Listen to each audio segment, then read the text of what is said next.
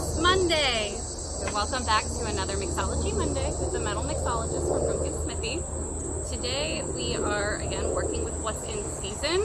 I have fresh figs in my yard. I know most of you probably don't, but because they're in season, you will see them in the grocery store.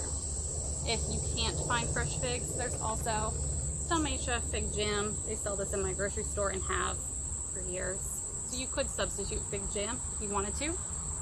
It goes great with charcuterie if you're up for adult Lunchables. It's one of my favorite things.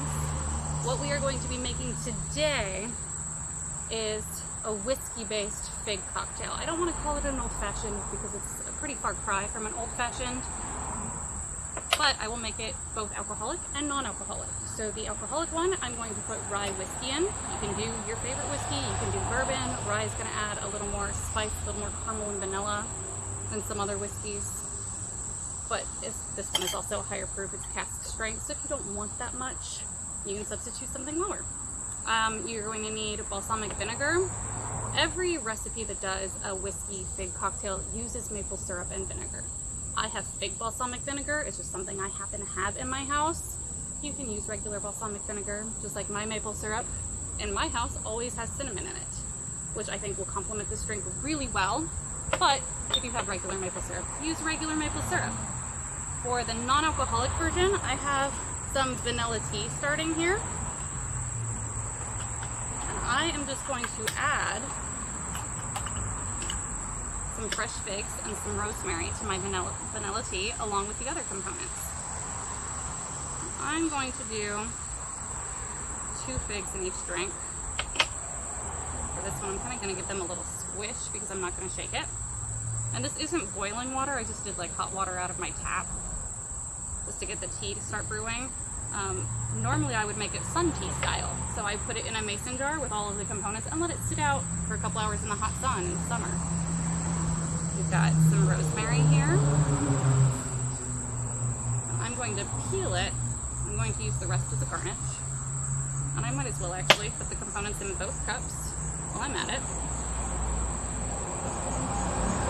If you really, really hate rosemary, obviously don't use rosemary. I think it adds something to the late summer kind of bonfire, back to school nostalgia. Kind of like s'mores do, figs have a very nostalgic flavor to them. Fresh figs taste somewhere in between like a grape and a plum. But when you mix them up, you'll get that figgy flavor. If you use a fig balsamic, it's going to get more of that fig Newton flavor. I am only going to use like a 1/4 teaspoon because my fig balsamic has evaporated over the years and it's super concentrated. Mine is basically a balsamic reduction at this point. I would probably double that for regular balsamic. Maple syrup, you're going to sweeten to your liking. I'm going to do, I think, about a 1/2 ounce. But if you were using the fig jam, you might want to taste it before you add maple syrup. This is a new bottle, gotta break that wax. Or cut it.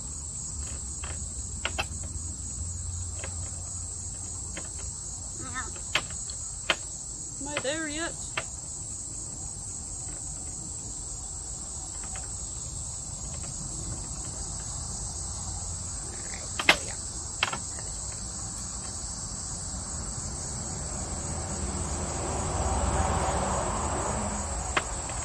Just a splash for me. If you like it really sweet, put more in. If you think it's already sweet enough with fig jam, don't put it in at all.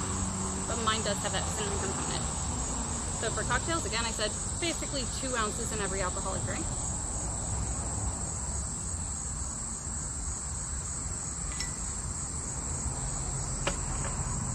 And then over here, for our non-alcoholic one, I'm just going to let it sit for a little bit. We are going to shake this one so that the figs get nice and in there. The seeds usually do separate and float to the top.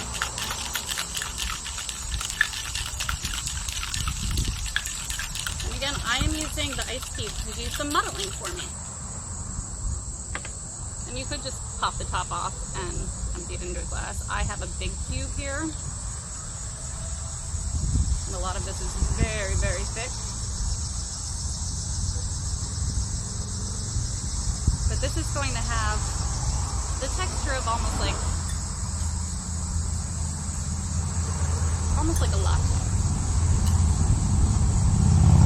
But I like to think of it as nostalgia in a glass. Okay, and then this, I use vanilla tea because vanilla just complements really well. I'm going to give it a quick swish here. Swish my plunger. You can see all of those ingredients kind of coming up. I'm going to do it one more time just to give them a good swish. And then I'm going to pour this over ice as well. And you could brew the tea to your liking. Obviously, I didn't brew this one a long time. If you did it as sun tea, then it would certainly get very dark. I would still put ice in it. So there you have it. 2 nostalgic thick cocktails with a non-alcoholic one and an alcoholic one. They both hit the spot, both have those flavors and are both wonderful. Cheers to you. Happy Monday. See you at the forge.